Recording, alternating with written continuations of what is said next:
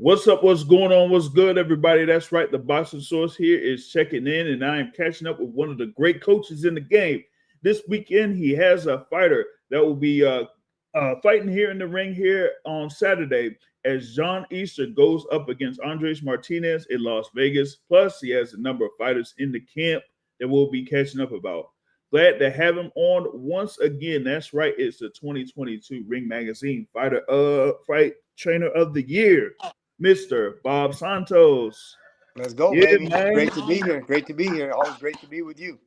Yeah, man. I know, like I was saying there, you're busy there. You got one of your fighters ready to go here for Saturday as he has that fight up against Martinez on the TGB Promotions fight card there. Now, last time we talked, I know you was out there in the gym and he was there, staying in fight shape. So how much is he looking forward to getting in the ring on Saturday? Big time. Like I said, we got John Easter, as you just mentioned. We got Isaac Lucero, as you just mentioned. So, we're going to be in some tough fights with Lucero. He's fighting a kid that's, from Mexico, 23-0 with 20 knockouts. So, Yep. Anytime you're working with Samson's promoters, he never puts you in soft. So, we know we're going to be in a barn burner in that one. And then John Easter, he's climbing the ranks, and I'm expecting another great performance from him. So, we'll see how it plays out Saturday night. Yeah, you talk about good performances there from John Candyman Easter as he had one there against Joseph Aguilar on February 1st. And, of course, staying undefeated. What did you see from Easter on that particular fight that you have been building on in this particular camp? Well, the guy that we had fought the last fight, obviously, he had fought a lot of undefeated guys. He gave guys problems. He pushed guys around. So he's a real tough guy. Had much more amateur experience than John did. And so, moving forward, that was a great fight for John. He got 6 great rounds in. And I think that's just going to do great things for him in his career. Because, one thing in this sport, you can't buy experience. Yeah, that's true, man. You definitely can't buy experience. And, having those guys there in the ring that have that amateur background that gives you a different look in comparison to some that might not have that much amateur experience, but could have a few pro fights under their belt. So you kind of like get a few things that you could take from those fights for future fights there for John Easter. And you talked about the thing there with Isaac Lucero going up against Valenzuela. That's going to be another good one here coming up, man. So like he said that, he's really excited for this fight. And, for people to see him there, and he, of course, gave props to you there, saying that, you've instilled so many things to him, both inside and outside of the gym there, and talked about the level of discipline that you instill in him and other fighters there. So talk about Lucero and his upcoming fight. Well, obviously, he paid the price. He left no stone unturned to be prepared for this fight. And he did mention discipline. That's the one thing I try to bring to the table is that, I had an old coach, Eddie Devon, back in the day from Philadelphia. He was a sparring partner, actually, from my cousin, Louis Molina.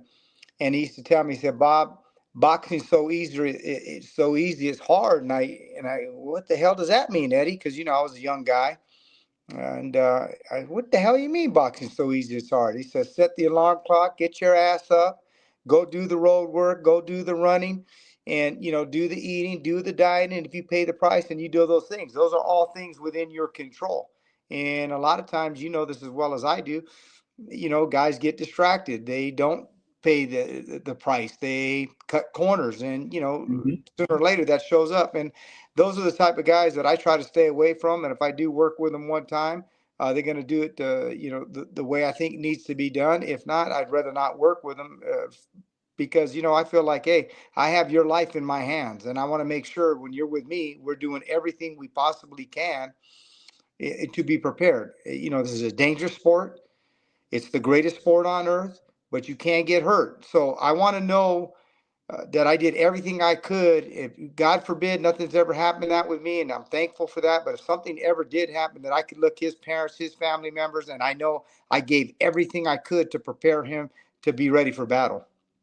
Yeah, that's the thing about it is, you talk about getting your fighters ready for battle in any way possible at the best that you can, so that you make sure that your fighters are there and successful, and also at the same time be able to be safe once the fight is done. That's right, safe and healthy. Yeah, well, of course we want to win, but I leave no stone unturned for that. But I definitely want to be able to know that they're out, they prepared, their body's physically prepared, because you are going to get hit in this sport. As much as people say, oh, even Floyd Mayweather, as great as he is, and I have the utmost respect for him, even he got hit. So, we got to do everything we can to protect these guys and put them in the best possible positions that their bodies don't take unmitigated damage.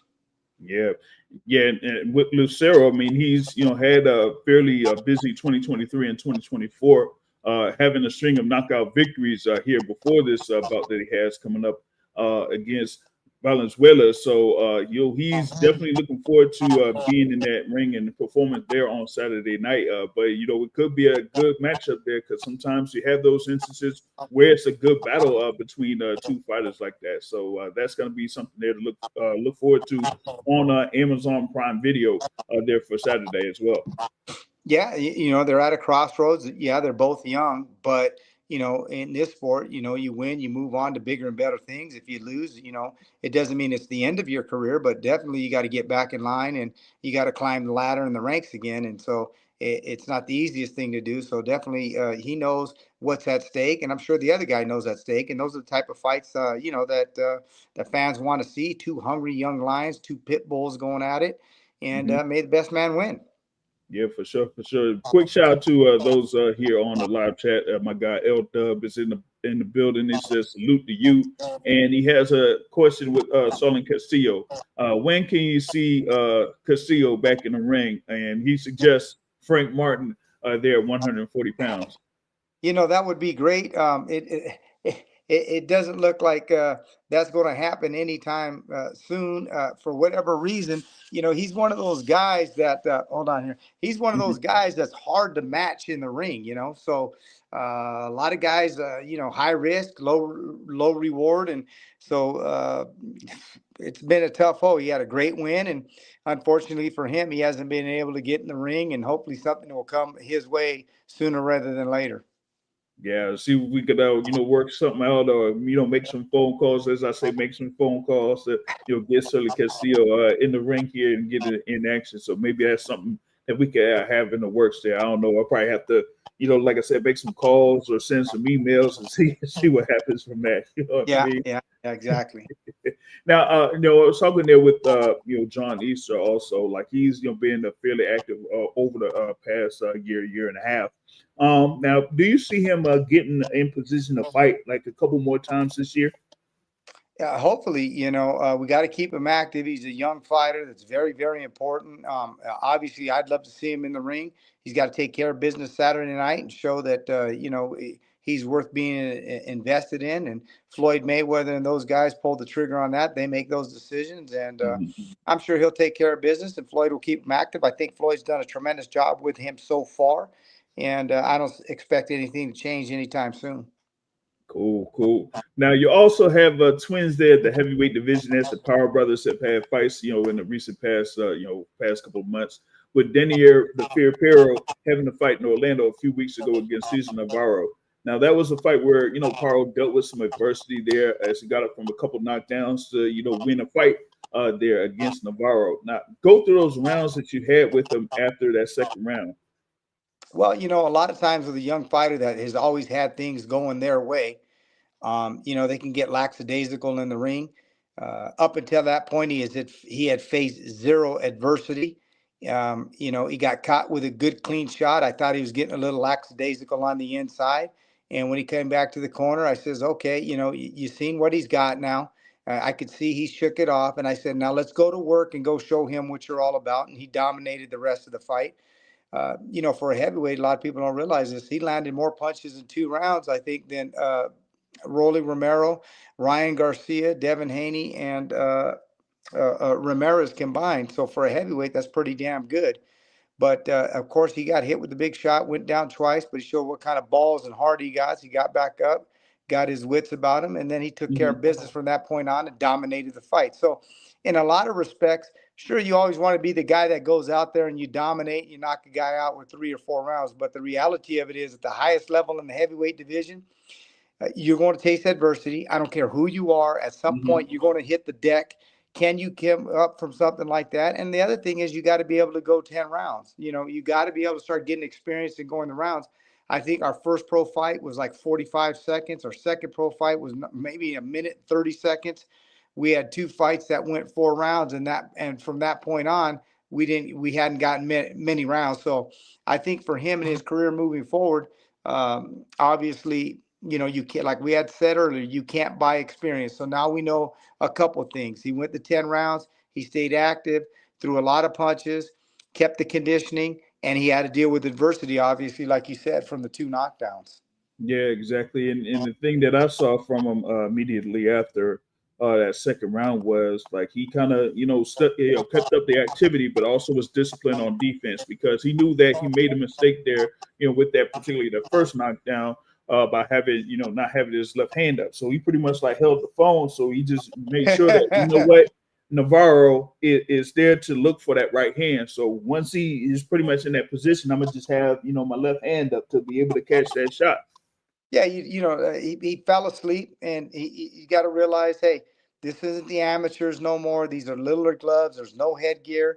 But again, he got up. He showed the kind of balls that he has, and I'm expecting, with the experience that he got moving forward, I'm still expecting him to become, if it isn't Frank Sanchez or his brother, the first heavyweight champion ever Cuba has ever had in the United States of America.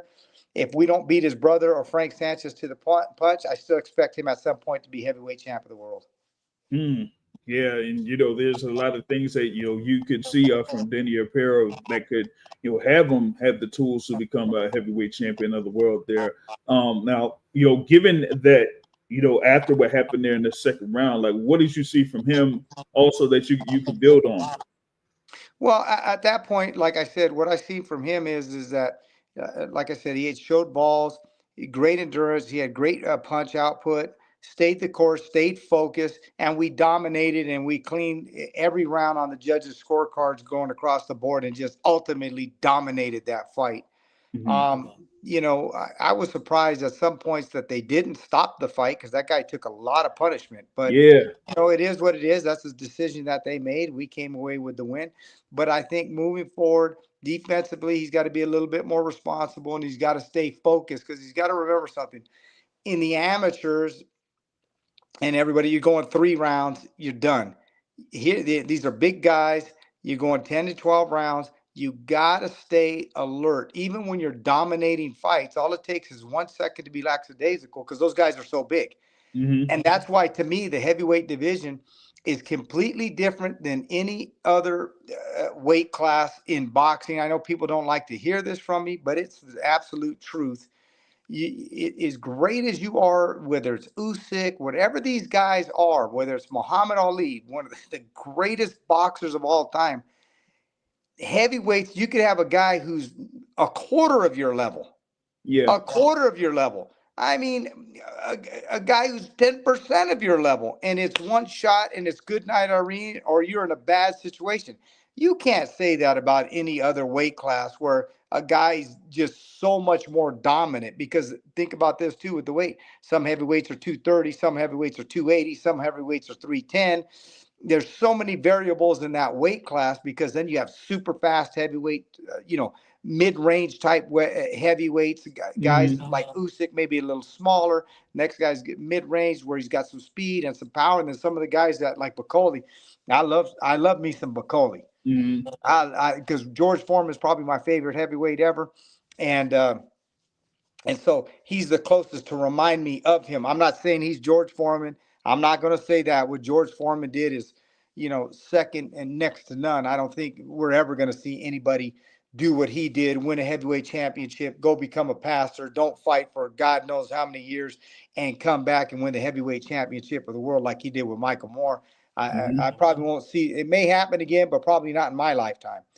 And so I love me some Bacoli because I just love how that guy gets in there and things of that nature. But those are Mm-hmm. big guys, man. Yeah. And he could lose every round. It's It could done. be just one punch. Yeah. It's done. And like you said, there, it's a range there when it comes to the heavyweight division, whether it's around 210 or 260, 270, or you talk That's what I'm about saying. Mark Bacoli.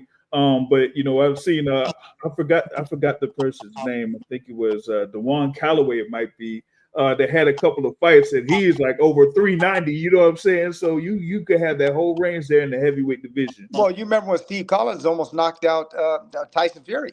Think Yeah. about it.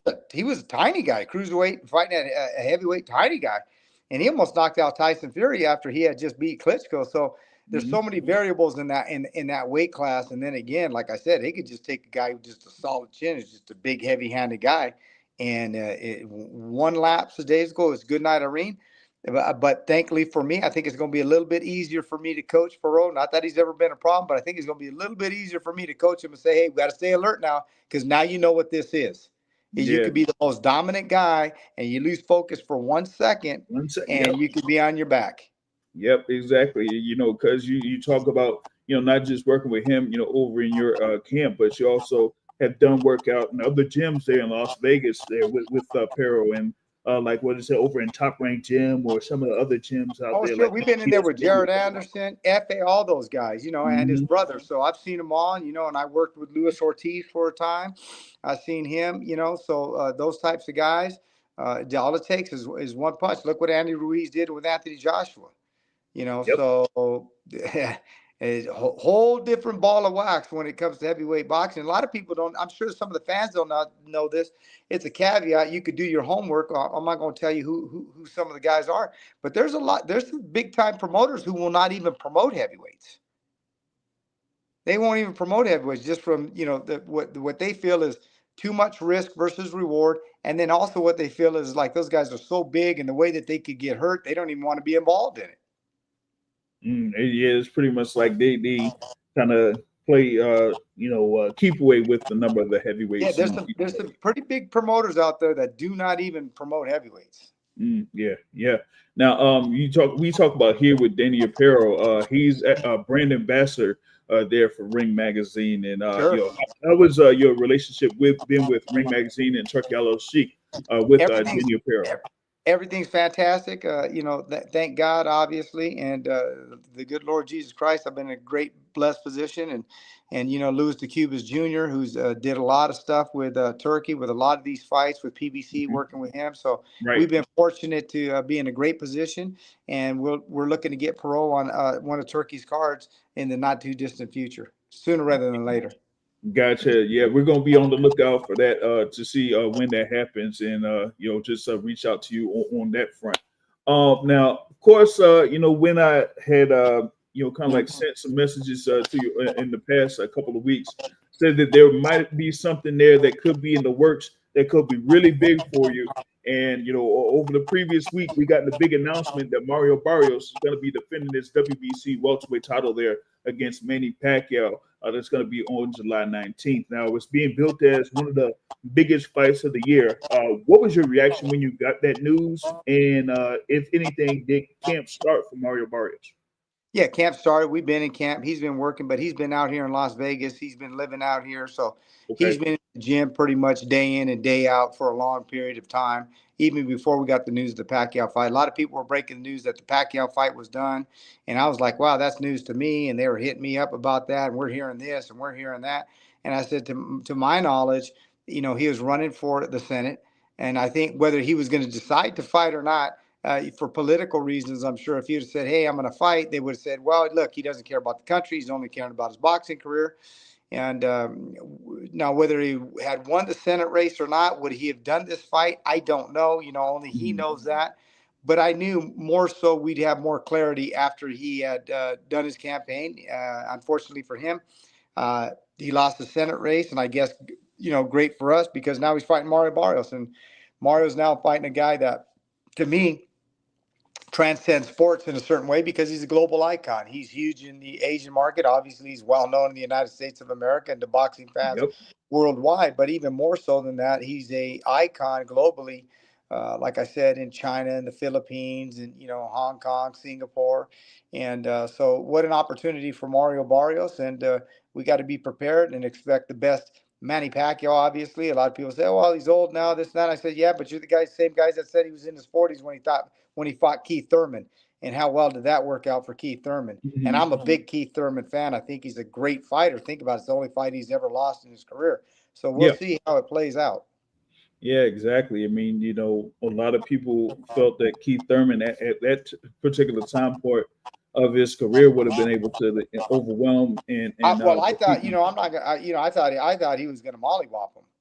Hmm. So I'm on record. I just didn't see how Pacquiao could have beat him. I thought, well, he's in his 40s. He hasn't fought for a while. And obviously didn't go Keith Thurman's way. I know some people will say, well, then look at the Ugas fight. But a lot of people are sleeping on this with the caveat of this. Don't forget, Ugas was preparing for the entire fight, for the entire camp, and getting ready for his fight. Where Yeah. Manny Pacquiao was sparring for 3 months against a lefty, getting ready for Spence. Spence Yep. is a lefty, so now you went your entire camp sparring a left-hander, and now you're fighting a Cuban right-hander with zero sparring for him, and it's completely different style. So when people are giving him a hard time about that fight, it didn't look like the Manny of old. Well, let me explain something to you, people. I understand that. Is he the Manny of 26? I don't know. Probably not. But even in his 40s, he was good enough to beat Keith Thurman. But take that with a one-off, like I said, with Ugas. And I'm not trying to take anything away from Ugas, but I don't care who the fighter is, whether it's Canelo, Terrence Crawford, whoever it is. Have them prepare for a style, only one certain style for 2 and 3 months. And the week of the fight, have a guy who's completely was getting ready for a camp to fight you, and you've had no sparring for the style of that guy. Who's that going to favor? How do you expect him to look at a certain level? And a lot of people, they forget about that and they look to the Yugas fight. And I said, well, to me, that's a one-off. And the thing is, like you said, in preparations for fights, is that you have to, use resources in order to bring, fighters in. Like for sparring, for example, you have to use resources in order to bring fighters in so that they'll be able to get your fighter ready for the particular opponent that you're scheduled for. Exactly. Exactly. That's what we got right now for Pacquiao. We have a specific styles that we're bringing in, guys with quick feet, moving left, right, over on that left side, coming in Mhm. like a buzzsaw on both Yeah. sides. So we got to get prepared for that. Can you imagine we're getting ready for, Manny Pacquiao on that total style. And then all of a sudden they say, hey, you've done this for 2 or 3 months. Oh, by the way, the week of the fight, you're fighting Juan Manuel Marquez. Okay.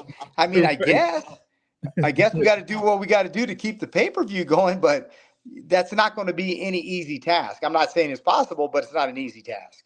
Yeah, yeah, because like I said, preparation is everything, and yeah, it's one thing to kind of like prepare for a certain style, and maybe you get a replacement that has that same style or the same mannerisms, but if you have a replacement that's completely different, then it just throws everything off there on No that. easy task. No easy task. No easy task. Give it a basketball analogy.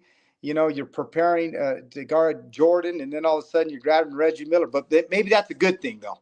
I'd still rather go against. I'd still rather go against Yeah, I Reggie mean, Miller than yeah, Jordan. yeah, But it is completely contrasting styles. yeah, exactly, exactly. Now of course, here with Mario Barrios being the headlining fight there on July 19th in Las Vegas, should be at the MGM Grand Garden Arena. They're live on pay per view. Now you talk about this being a big fight here in the welterweight division. Now, what would a win over Manny Pacquiao mean for Barrios in his career? Obviously, it'd be the biggest win in his career by far. You're fighting, a global icon, a guy that kind of transcends sports in a sense. There's not too many guys that transcend sports. Michael Jordan, Muhammad Ali. You can have guys that are great in their genre of sport, but to become a global icon, we could have some guys that are great, but if they Hmm. walked into China or they went over to here, nobody would know who they were. So as far as name notoriety, I think it takes him to a completely whole nother level. And then that puts him in positions where now when you're talking about fighting uh, the Ryan Garcias or whoever may be coming up in and around that weight class, whatever the names may be, and Hmm. that just takes you to that whole next level. You know what I mean? As a ticket seller, as Right. his name notoriety, and so that's big in that sense. Yeah, because the thing with Mario Barrios is that he's had like a good following over the course of his professional career and has been involved in a number of notable fights. here. So now, he has another one coming up here for July 19th, and if he gets to win here, and hey, if he is impressive in that particular fight against Manny Pacquiao, then that could lead to like really big things, as you mentioned, with the number of fighters within the welterweight division. Yeah, they got, you got a lot of great fighters in the division. You got Boots Ennis. There's a lot of great fights that can be made. Obviously, you still have Stanionis that's in the mix, and I think Mhm. Stanionis, didn't get enough credit that he deserves. I'm sure people could say, well, he lost to Boots Ennis. Well, Boots Ennis is one of the best fighters on the planet. No disrespect in that. And Roberto Duran lost to Tommy Hearns, but that didn't stop him from going on and beating Iran the Blade Barkley. And sometimes one night you have a bad night. It is what it is against a great, great fighter. So there's a lot of great names in and around the division. You have Teofimo Lopez that I think now is going to be going up to 47. So obviously he's a great name. Ryan Garcia, obviously he's a great name. Devin Haney, obviously, I've known him for many, many years, him and his father. So Right. there's a lot of great mixes and matches for the sport of boxing and contrasting styles, and that's what we like. And that's the other thing I always tell people. For me, I never get too caught up when, this guy likes that guy or doesn't like that guy. For me, that's great, because if everybody liked the same thing, man, what a boring life that would be. You know what I mean? Hmm. Some guys, like I say, like oatmeal. Some guys like grits. Some guys like this. Some guys like Mexican food. Some guys like arroz con dulce. Some guys like that. That's the spice of life. That's what makes everything great. That's what makes our sport so great. Contrasting styles, different personalities. And if everybody rooted for the same thing, how boring would that be? So, like I said, Teofimo Lopez, Boots Ennis, I'm a huge fan of him. Stanionis, I think, is a great mix. Devin Haney, I think, is a great mix. Rolly Romero just put himself in a great position Hmm. now. So, any Yep. of those fights, I think they would be great for the fans. Yeah, exactly. And being part of the welterweight division, you could have a number of those matchups that could be really intriguing. There at 147 pounds and things like that. And I'm one for cheese grits. So I mean, if there was any choice, then I would probably go for cheese grits. You know what I mean? You don't know nothing about okra, though. I mean, probably. I've had okra a little bit. A little bit. So I'm familiar with it. Uh, I'm familiar hey, with I've been around. I've been around a lot of camps with a it. lot of different nationalities. Yeah, yeah, yeah. I'm familiar with this, so I mean that's definitely one delicacy I would say that I've tried a few times there. So I don't know, I might have to catch up and see if I can find some around my way or something like that. You feel me? Spice of Uh, life, man. You can't, some of these guys eat the same thing every day. What you having today? Mexican. God dang, Lord in heaven. What you having today? You know what I mean? A roast gondola. So I say, fantastic. Can you have a little bit of Italian once in a while? You know what I yeah, mean? a little bit of A Italian barbecue. food, See, what I do is Japanese when I get out food, to or Houston, me and Ronnie Shields, I'm yeah. like, I'm not going to have Mexican food. Right, my wife's Mexican. I'm having that. I'm gonna get some barbecue. You know what I mean. I'm in Puerto Mhm. Rico. I'm gonna eat my arroz con dulce or at home with my mom and so forth. These other guys, man, boy, they just stick to it. I said, nah, not me, man. I want to Nah. try some different things here, and that's what's always been great for me in my life. Great for how I look at fighters. I appreciate fighters. I respect all the fighters and the styles that they bring, and I think that's what makes our sport so great. Hmm. Well, speaking of food, I have a question here. Lance Meyer says, "But have you had tater tot hot dish, something like that?" You know what? I haven't had tater tot hot dish, but somebody shoot me something on the Instagram or on Twitter or X or whatever it calls, and send me a message. I'd like to try that. Yeah. Now, of course, being there in Vegas, a hotbed of boxing, as I would say, you've been around a number of trainers over the years, and of course, you've mentioned a couple here so far. So, like, what is it to kind of like have, that mix of match of being around trainers and seeing different fighters and working with or working on the opposite side of a number of trainers over the course of your career? You know, uh, coming up, I was fortunate, like I said, to be under Joe Goosen for a time. I was fortunate to be in and around Ronnie Shields and other guys like that. I was just talking to Sugar Hill the other day, and we were talking about Manny Stewart and those guys had a lot of big influences on me. And when you're younger, I always tell these young guys, sometimes you guys got to realize something. You don't know what you don't know. You think you know. And you're Hmm. looking at these guys and you're like, man, why is Manny doing that? Just if it was me, I'm not going to say nothing. I'm going to respect the position I'm in, or Joe or Ronnie. If that was me, only to find out years later, wow. So like I said, you can't buy experience. And these guys have been through the battles, they've been through the trenches, they know what's going on. And so for any of these young assistant coaches and stuff like that, everybody wants to be the guy. I get it. Mm-hmm. But you better be able to, when you get those reins, you better be ready for it. Because if not, guess what? You may have one bite at the apple. Somebody might get 2 bites, 3 bites, but there ain't many bites. And if you can't take it to the next level and produce, so when you are in those positions, these young trainers, stay in your lane. You don't know what you don't know. And that would be my advice to a lot of these young trainers and this and that. And that's only going to level you up. You gain that experience, and that can take you to the next level. And so fortunately for me, I was around a lot of great people in boxing. Like I said, Emmanuel Stewart, me and Sugar Hill were just talking that. Matter of fact, he was at Pero's fight out in Orlando. We were out there together. Mm-hmm. And we were just talking about Manny and attention to detail and how precise he was. And he was a stickler about certain things, you know. So, wow, just interesting times to be around those guys. I'm truly blessed. Yeah. And like you said, it's something to be like at one particular point of your, training career or learning, from those guys.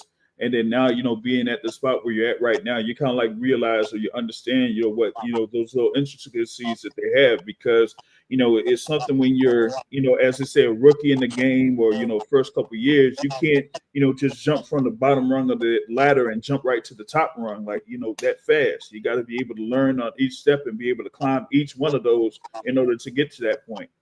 Yeah, because reality, like I said, these guys, you don't know what you don't know. And you can't buy experience. So when you get in the corners and you got to make adjustments or you get to do certain things, or the reason they would do certain things, I'd say, man, I think we got to press on the gas right now. And the guys, Manny or Ronnie or, Joe Goose, and now's not the time to press on the gas because they Oh, hold on. I think he had just got cut there. Hold on just a second, y'all. Not sure if y'all hear him. Hold on a minute. Let's see if he can get back. Yeah, it just got cut there real fast. Not sure. Let me see if I could try something real quick.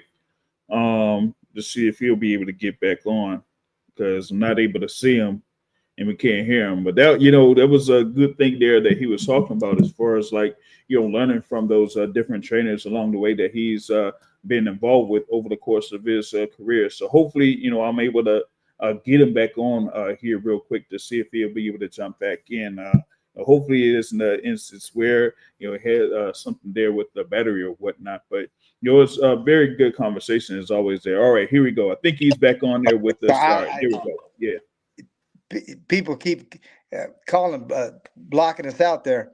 But like I was talking about with some of these things, when you get in these situations, when you're in the corners and you got to know when to push, when not to push, when to pull, and and how to guide a corner. There's so many different factors. You see a lot of young guys, and they think, well, the way you train in the gym, there's some good guys in the gym, maybe not so good in the corner. There's some good guys, you know what I mean, in the corner, maybe not so good in the gym. Manny was an all-around guy. I think Joe Goose, an all-around guy. Ronnie Shields, all-around guy. And so, like I said, I was fortunate to be around those guys, and that's where you really learn it. And a lot of these young guys, like I said, it's a whole different ball game. You always hear guys when the fight is over, they come Monday and we would have did this and we would have did this, but you don't even know the circumstances of the fight. So you're saying to make adjustments here or make adjustments there. You don't know the guy's got a broken hand. You don't know the guy's got a broken jaw. A lot of these guys don't know a lot of the injuries that they have going into the fight. So, well, why is he fighting this style? Well, he had to fight this style because guess what? Uh, Banana Rosario. When we fought Jared Hurd, everybody's like, no disrespect to Jared Hurd. I'm sure he probably had something too. But when we went to the fight, they're like, man, he's not really sitting on that right hand. We couldn't sit on the right hand. He had a broken right hand going into the fight. And at that point in his career, it's like you take that fight to give you an opportunity because he had been homeless for a little bit. He was living on the street. He had 4 knockout losses in a row. And, it was, to him, it was a shit or get off the pot type situation. We went into the fight. Bob Santos, you see, I'm sitting more on that right hand. I can't do that because if that right hand completely goes, I'm just to touch him to keep him honest. And then let's work everything off the left hand. Fortunately for us, we got the draw, got him the fight with Ramos, got him back into the big stage, and another great payday. So there's so many factors that go in that a lot of these guys don't see, don't understand. And like I said, you can only get those types of things from experience and years and years and years of putting in. Yeah, And knowing how to keep the guy confident in the fight and not breaking down. A lot of guys, that's an art form in and of itself. Yeah, that's something there. You talk about the thing there with Jason Rosario because whether it was like the fight there against Jared Hurd or the one there against Jesus Ramos, and you talk about what he had been through up to that particular point, and had still been kind of like dealing with a few things here and there. So you have to have him in the right mindset to be able to step into the ring and be able to give it his all. Because if not, then he could be in real danger to get seriously hurt. If he doesn't have that type of mindset. Yeah, a lot of people, I've known Floyd. Floyd's a good friend of mine. I know Dr. Daly back in the day, who was the doctor for the LA Clippers and did a lot of work with Floyd with his hands. And people don't understand, Floyd had very, very, very bad hands. So a lot of times, the game plan that you had before the hands were hurt is going to be much more different now than what the game plans that you possibly can do now. And to his credit, I mean, obviously 50-0, never lost. So they did things the right way. But like I said, you got to change things up. Now you can't do this, what you could do. You got to change the game plans up. And so that's what I'm saying. So I was very fortunate to be around guys like Manny Stewart, and I could pick me and, like I said, me and Sugar Hill, we had a great time out there in Orlando at the Creve Royale after Dainier Pero's victory party. We were together, and eating, sharing a meal with the promoters and everybody, and we were talking about Manny and just like I said, just the things that those guys brought to the table, the experience. Nope. Like I said, man, the phone be blowing up. I'm telling you, got the thing there on in front of him for, like I was mentioning when he just got on, that he has John Easter in action on Saturday night. So got that, and then you also got Isaac Lucero that's going to be in action on Saturday. They're on Amazon Prime Video. So with those two fighters. There you got a lot of things going on, so you got them back on here for a little bit more. You know what it is? You know what it is right now? We're gonna have to. It's fight week, so you know how it is. Yep. Fight. See, this is one of the things we're talking about too, right? So, during the whole time, you don't hear from nobody. You don't hear from family members. You know what I mean? Ain't nobody talks to you. No, nothing's going on. And then when fight week comes, even my old fighters, like, man, I haven't heard from you in months. How you doing, Coach? Your cousins. How's it going, Bob? How's it doing, cousin Bobby? I said, man, I haven't heard from you in a long time. And so fight week, boy. And that's the other thing people got to realize. How do you handle the storm that's going around your fighters? And you can only learn things like that, like I said, from the Emmanuel Stewarts to Joe Goosens. I'm thinking, man, this is the way you got to do this, and this is how I would handle it, and it would be this way with my fighter. If I was the head guy, I'd do this. Only years later realize, oh my God, thank God that didn't happen. Thank God I learned from this. And I was kind of thinking, my mind saying, we got to do this. But I said, I kind of remember Manny in that situation, or Joe in that situation, or Ronnie in that situation. And calmer heads prevailed. Maybe you better handle it this way. And sure enough, they were right. You don't reinvent the wheel. Yeah, exactly. That's one of the many things there when it comes to having fighters, and once you get to fight week, and that's one thing you deal with.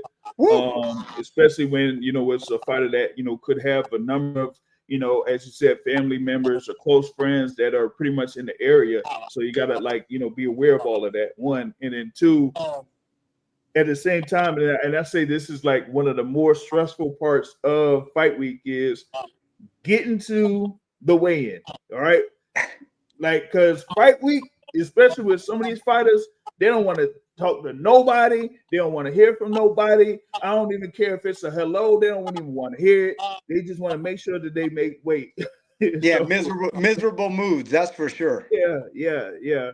So that's the thing about it is, getting these fighters prepared for the fights, and then fight week comes up, and it's like, okay, I got to be at this certain, mindset, mind frame, or whatever it is, so that I'll be 100% ready come fight night. Yeah, So ready that's for battle.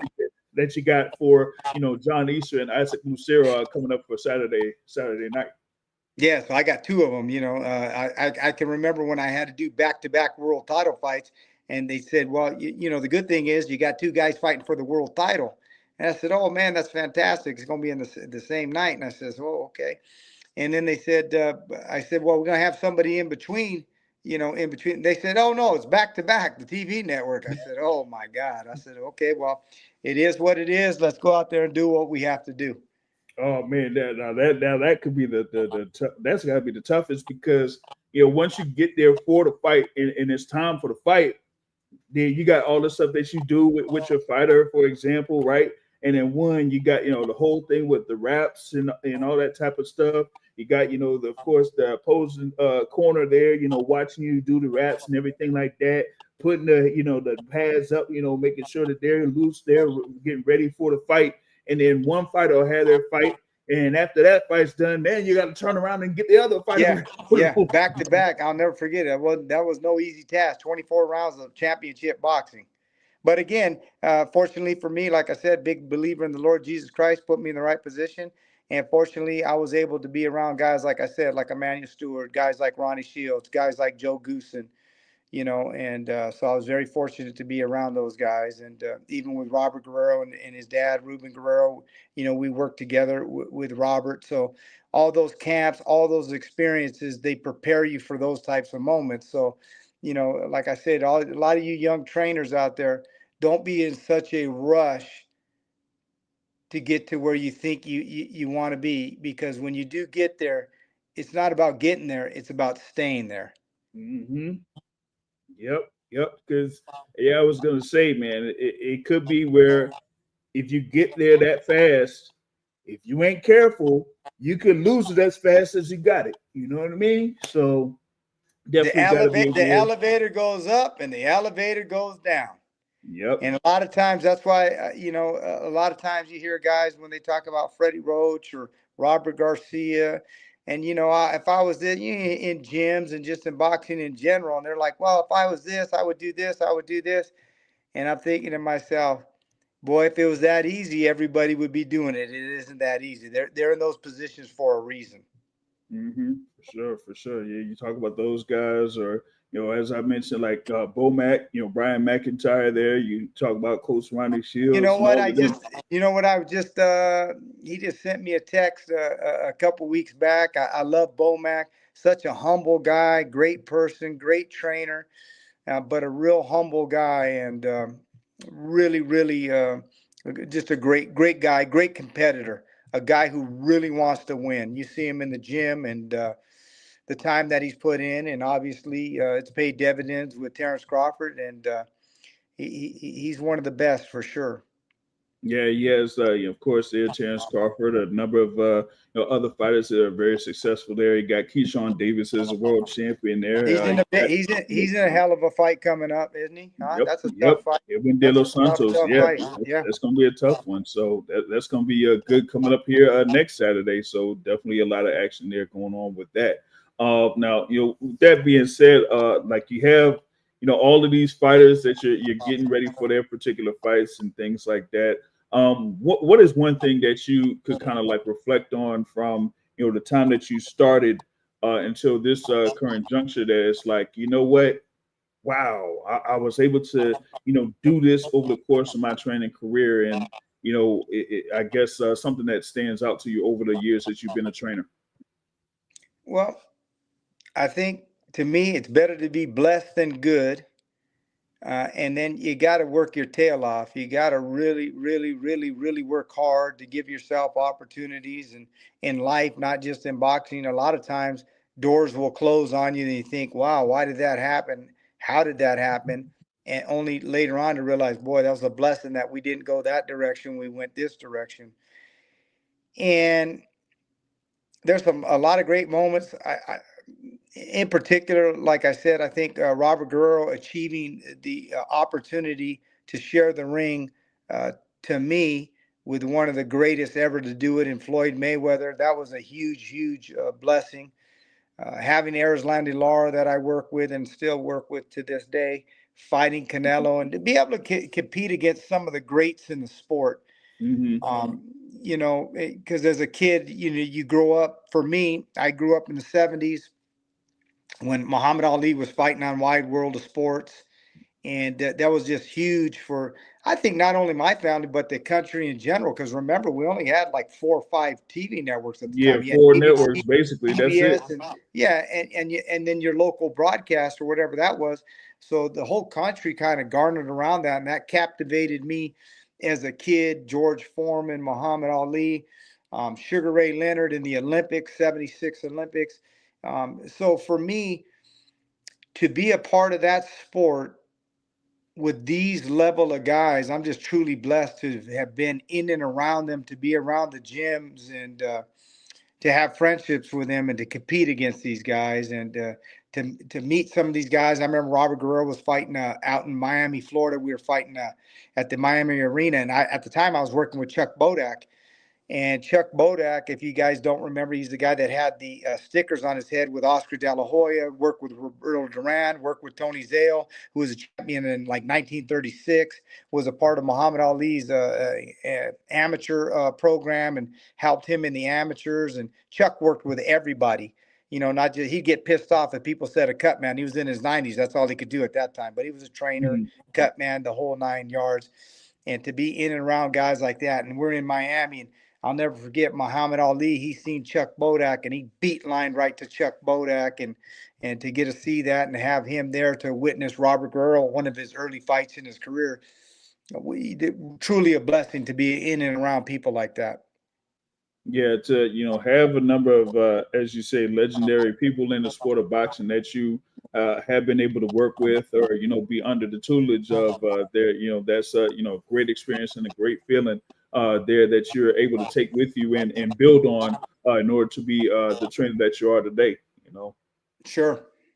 Yep, no doubt, no doubt. No, just big thanks here for chopping it up as always here with the Boxing Source. Of course, we got a couple of days here for your fighters to be in action. As Isaac Lucero has his upcoming bout, and also John Easter has a bout there on Saturday, May 31st, there at the Michelob Ultra Arena in Las Vegas. So now you'll be able to handle a couple of these phone calls there and get a few things straight. So. Yeah, head over. We got to start making, get ready to make weight. We got the 2 weigh-ins tomorrow, and then we're done and ready to go. Camp is finished. Yeah, no doubt, no doubt. So definitely looking forward to that, folks. Of course, y'all can check it out there on Amazon Prime Video or through Premier Boxing Champion. So you'll be able to see both of them in action, and you'll be able to see Coach Bob Santos in their corner there. So definitely looking forward to that. And we're going to go ahead and check out for this time. Y'all just check us out here later on the Boxing Source YouTube channel there, man. And big ups once again for Bob Santos there, you know what I'm saying? And we'll be able to catch up with you here later on down the line. God bless you, my man. At Bob Santos Boxing, I appreciate all you guys. God bless you. We'll talk to you soon. All right, y'all. Have a good one.